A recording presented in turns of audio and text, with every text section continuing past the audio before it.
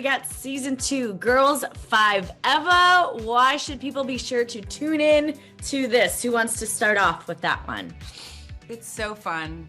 It's like the greatest little meal. You feel like it's fast food, but it's actually good for you. To me, it's literally there. It's not a huge lift. No.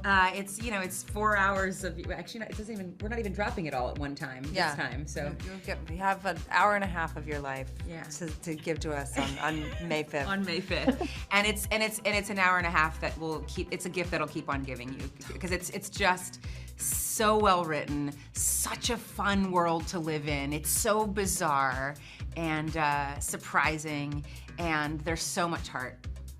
I love that. How much do you guys enjoy playing these characters, Sarah? I love her so much. Mm-hmm. And I love the little constellation of us. I love these 4 women with and around each other.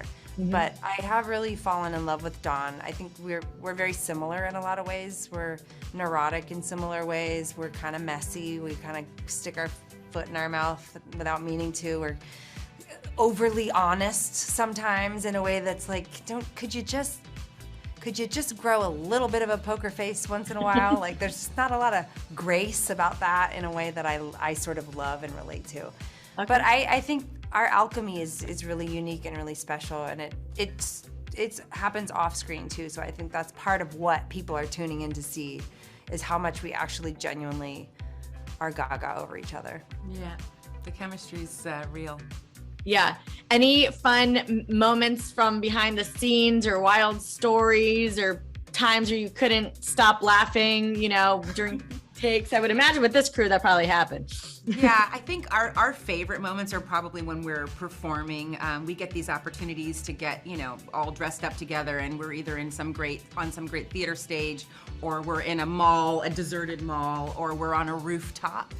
Right before like some helicopter is going to blow us off. I mean, we have, it's kind of like those episodes of Good Times when you would think, oh my God, they're going to make it out of the ghetto, and something would happen at the last minute and keep them there. I mean, we have so much fun doing these wonderful, these huge reaches of ambition, performing together when something's going to completely undercut us, and the laughter on camera and off camera is the same. Yeah. They gotta stay scrappy, these girls. We gotta keep them scrappy. Right. I'm remembering when we were doing our big finale performance, and we had a day on set that will be one of my favorite days of all time. It was just the 4 of us kind of squeezed into this tiny dressing room at Terminal 5 here in New York City. It's a huge, beautiful music venue, and we all squeezed into one of these tiny dressing rooms because we just don't want to be away from each other. And we laughed all day long. Uh-huh. It was because it was big crane shots and stuff, so there was a lot of setup time, and we laughed all day long. It was so much fun. And ate. Yeah. Oh, I love that.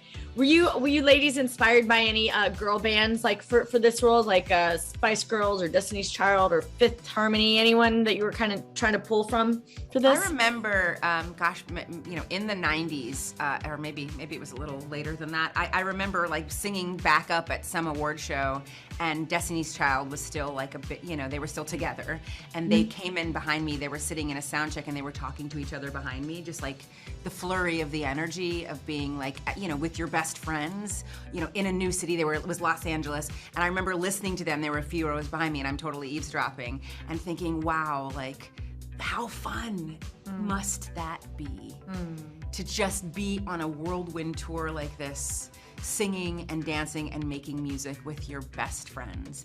I marveled about it. I think I might have even called my friends on the phone and said, what if somebody would have let us do that together, and laughed about it. And to be able to do it right now, I mean, I definitely channel some of that joy that I just imagined that I was vicariously living through them into the relationship that we have. Aw.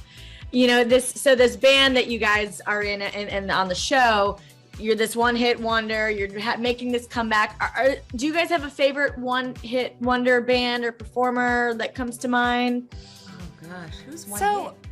I have like a beef with the one-hit wonder situation because I know so many artists in the world who like we think of them as being one-hit wonders, but they've like written record and I've had perceptions of people where I was like, oh boy, they're really washed up or whatever, and then I've encountered them in real life and I'm like, oh, you like started a foundation and you have all these records and you play these big shows, and I'm like, I don't know if there's maybe even such a thing. As a one-hit wonder. It might not be a thing. I just think, you know, the world, you know, sees you in a certain way, and then if you're not there anymore, it's like, what happened to them? Yeah. What happened to, and you know, it's like, it's just, you know, a lot happened actually. It's just not, you know, it's none of your business.